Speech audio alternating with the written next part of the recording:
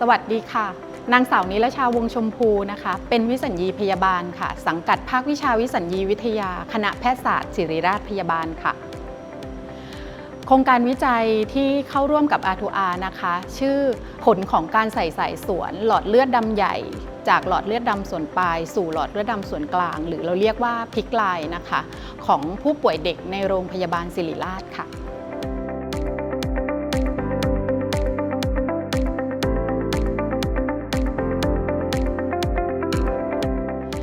เหตุผลที่เข้าร่วม R2R นะคะเพราะว่าอยากให้องค์ความรู้เกี่ยวกับ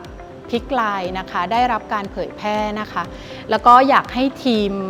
การบริการจากทีมวิสัญญีนะคะหรือที่เราเรียกว่า ALIS นะคะเราจะเรียกกันสั้นๆว่า ALIS ค่ะก็อยากให้ทีมเนี่ยเป็นที่รู้จักนะคะแล้วก็อยากให้ผลงานของทีมเนี่ยได้เป็นที่รู้จักเช่นกันค่ะ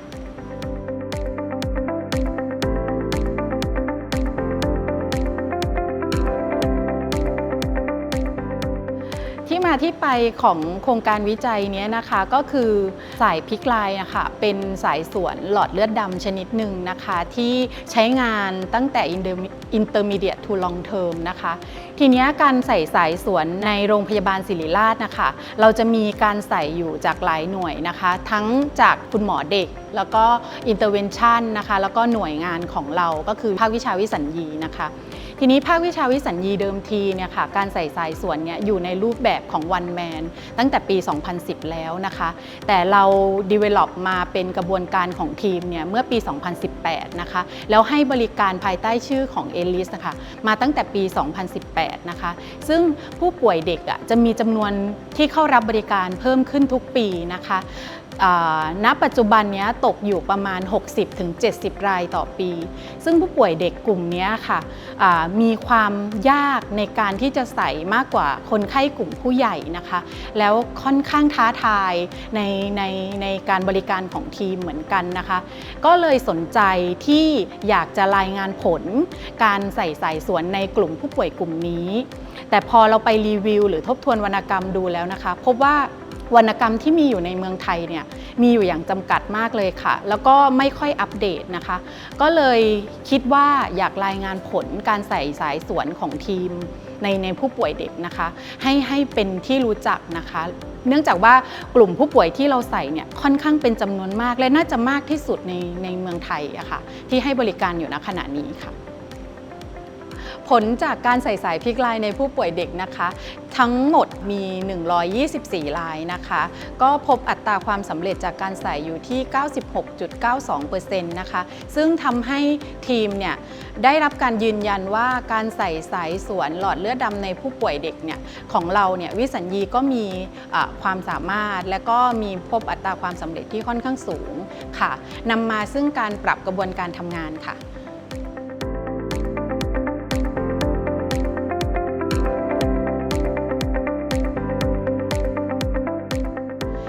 การนำผลการวิจัยเรื่องนี้ไปใช้ประโยชน์นะคะอย่างแรกเลยค่ะ1คือเราปรับกระบวนการทำงานนะคะคือปรับโฟล์การทำงานจากเดิมที่เรารับผู้ป่วยเด็กตั้งแต่5กิโลขึ้นไปนะคะเราก็ปรับลดลงมาเป็น3กิโลนะคะก็เนื่องจากว่าเราได้รับการยืนยันจากผลการวิจัยแล้วว่าอัตราความสำเร็จจากการใส่โดยวิสัญญีเนี่ยค่อนข้างสูงนะคะแล้วก็การบันทึกข้อมูลค่ะเพราะว่าการวิจัยฉบับนี้เป็นการวิจัยแบบ retrospective นะคะพอเราretro กลับไปเนี่ยรูปแบบข้อมูลที่เป็นแบบกระดาษที่เราบันทึกไว้ในเวชระเบียนนะคะมันทำให้ข้อมูลบางอย่างไม่สมบูรณ์เราก็ได้นำรูปแบบนั้นมาปรับเป็นโปรแกรมอิเล็กทรอนิกส์นะคะเป็นโปรแกรมที่บันทึกข้อมูลของการใส่สายโดยละเอียดนะคะก็จะทำให้ได้ฐานข้อมูลที่มีคุณภาพเพิ่มมากขึ้นนะคะแล้วก็สุดท้ายเนี่ยก็คือการปรับรูปแบบการรับใบคอนซัลท์เป็น e-electronic นะคะก็คือเป็นรับใบคอนซัลท์อิเล็กทรอนิกส์ผ่าน SIV Work ค่ะเพราะฉะนั้น KPI ที่เรากำหนดไว้ว่าถ้าได้รับใบคอนซัลท์มาเนี่ยเราจะใส่สายให้ภายใน48ชั่วโมงทำให้ KPI ตรงนี้ของเราทำได้สำเร็จนะคะก็คือใบคอนซัลท์เข้ามาแล้วเรารับคนไข้ผ่านโปรแกรมนะคะมันก็จะได้เรียลไทม์เพิ่มมากขึ้นค่ะถ้าไม่ติดปัญหาอะไรคนไข้เราก็จะได้สายภายใน48ชั่วโมงซึ่งตอนนี้ KPI เรื่องนี้ก็ยังอยู่ในเกณฑ์ที่กำหนดค่ะ อย่างที่บอกนะคะว่าเนื่องจากมีการปรับกระบวนการทำงานจากรูปแบบของกระดาษนะคะสิ่งที่เราลดแน่ๆเลยก็คือ 1. เราไม่ต้องใช้กระดาษในการทำงานของเรานะคะไม่ว่าจะเป็นระบบเวชระเบียนนะคะหรือใบคอนซัลท์นะคะตรงนี้ไม่มีกระดาษแล้วนะคะแล้วก็ลดคนก็คือสิ่งเหล่านี้ที่มาทั้งหมดเนี่ยทำโดยพยาบาลที่รับใบปรึกษามา create ผ่านโปรแกรมนะคะแล้วก็นำคนไข้เข้าสู่ห้องผ่าตัดรวมทั้งกระบวนการใส่สายตลอดทั้งหมดเนี่ยทำโดยพยาบาล1คนกับคุณหมอแค่1คนนะคะเพราะฉะนั้นระบบเราค่อนข้างโฟลว์ค่ะแล้วก็อย่างที่บอกว่าใบคอนซัลท์ที่มาภายใน48ชั่วโมงเนี่ยเราต้องได้แทงซึ่ง KPI ตรงนี้เราสามารถคีปได้นั่นก็แปลว่าสิ่งที่เราประหยัดอีกอย่างหนึ่งก็คือเวลาค่ะทำให้กระบวนการของเราLean Process มากๆค่ะซึ่งสิ่งที่การันตีก็คือรางวัล R2R ในรางวัล Lean R2R ค่ะ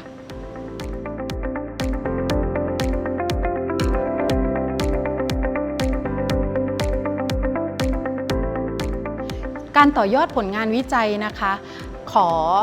เริ่มจากในหน่วยก่อนนะคะแน่นอนค่ะพอเรามีระบบบันทึกข้อมูลที่ค่อนข้างสมบูรณ์แล้วนะคะเรามีคำถามวิจัยที่กำลังอยู่ในระหว่างดำเนินการขอ IRB อีก2เรื่องนะคะซึ่งเป็นงานที่จะออกจากหน่วยเราเช่นกันนะคะในส่วนของการเผยแพร่องค์ความรู้เกี่ยวกับพิกไลน์นะคะตอนนี้เราก็ได้มีการเผยแพร่ไปสู่โรงพยาบาลอื่นๆที่ต้องการจัดเซตติ้งหรือ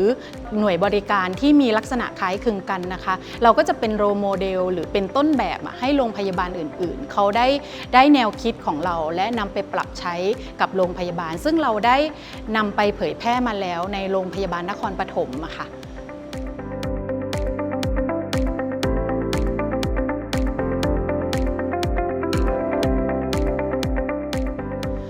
อุปสรรคนะคะของงานวิจัยเรื่องนี้นะคะอย่างแรกเลยก็คืออย่างที่บอกว่างานวิจัยฉบับนี้เป็นวิธีแบบ retrospective นะคะเราย้อนข้อมูลตั้งแต่ปี 2018 นะคะจนถึง 2021 ซึ่งในระยะแรกหรือช่วงแรกของการให้บริการในรูปแบบหน่วยนะคะเรามีการบันทึกข้อมูลเป็นกระดาษเพราะฉะนั้นข้อมูลบางส่วนเนี่ยไม่ได้ถูกดีไซน์ให้ออกมามีความสมบูรณ์สำหรับที่จะทำวิจัยปัญหาก็คือเราต้องใช้เวลา Clean Data นานมากนะคะกว่าที่จะสรุปและได้จำนวนผู้ป่วยเพื่อที่จะนำมาวิเคราะห์ข้อมูลค่ะอันนี้ก็จะเป็นอุปสรรคอย่างแรกนะคะในการที่เราพบจากการทำวิจัยเรื่องนี้นะคะแล้วก็อย่างที่สองก็คือกระบวนการให้บริการผู้ป่วยเด็กของเราจากหน่วยวิสัญญีเนื่องจากเราไม่มียูนิตเฉพาะค่ะเราต้องใช้ utilization ของสยามมินชั้น 5 ก็คือเป็นห้องผ่าตัดซึ่งกระบวนการรับย้ายผู้ป่วยในช่วงนั้นอาจจะไม่ได้ตรงตาม KPI ที่หน่วยกำหนดเนื่องจากว่า1เราไม่มียูนิตเป็นของตัวเองนะคะมันทำให้เรา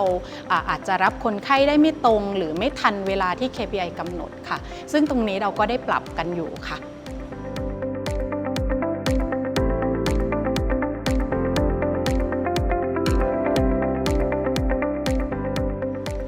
ปัจจัยที่ทำให้งานวิจัยฉบับนี้สำเร็จนะคะอย่างอื่นเลยก็คงจะต้องเป็นทีม ELIS นะคะที่มีระบบทีมที่ค่อนข้าง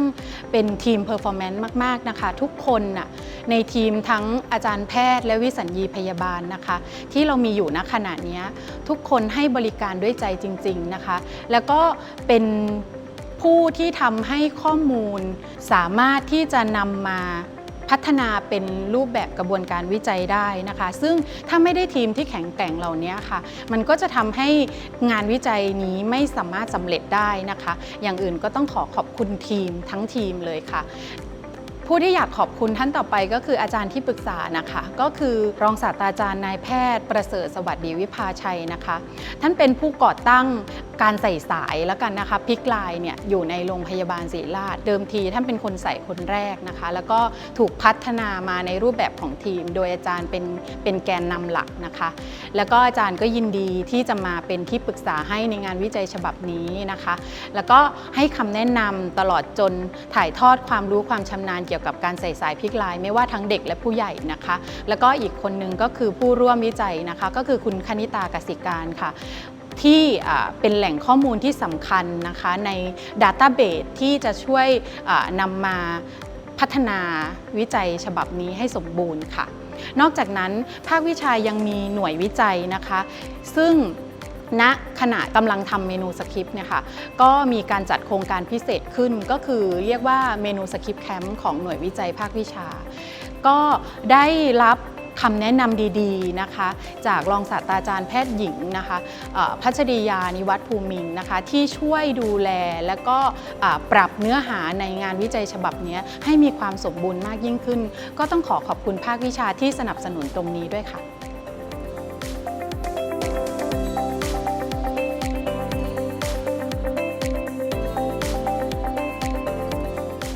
สำหรับการเริ่มในการที่จะทำวิจัยนะคะต้องบอกก่อนว่าตัวเองก็วิจัยเรื่องนี้ก็เป็นเรื่องแรกสำหรับตัวเองเหมือนกันนะคะแล้วก็สิ่งที่อยากให้กำลังใจผู้ที่กำลังจะเริ่มทำงานวิจัยก็คือเวลาเราทำงานแล้วเราเฝ้ามองงานที่เราทำอย่างตั้งใจนะคะงานของเราสามารถที่จะพัฒนามาเป็นกระบวนการวิจัยได้หมดนะคะเพียงแต่ว่าเรามีข้อสงสัยใครรู้ในงานของเรามากแค่ไหนนะคะแล้วอย่าละทิ้งความสงสัยตรงนั้นนะคะแล้วเดินทางไปหาคำตอบด้วยกระบวนการวิจัยค่ะแล้วก็เชื่อว่าในสิ่งแวดล้อมที่เรามีในภาควิชาที่เราอยู่นะคะมีผู้รู้นะคะที่เราสามารถที่จะเดินเข้าไปเพื่อหาคำตอบหรือแม้กระทั่งหน่วยงาน R2R นะคะที่พร้อมจะให้คำแนะนำเหล่านี้ให้กับผู้วิจัยหน้าใหม่นะคะได้พัฒนาตัวเองนะคะแล้วก็จริงๆแล้วถ้าเรามีคำถามวิจัยที่ชัดเจนนะคะมีความสนใจมากพอเราก็จะสามารถตีพิมพ์หรือเผยแพร่ผลงานได้ภายในเวลาที่เรากำหนดซึ่งต้องใช้ความพยายามค่ะคิดว่าทุกคนเริ่มต้นได้นะคะทุกอย่างเริ่มที่ก้าวแรกค่ะ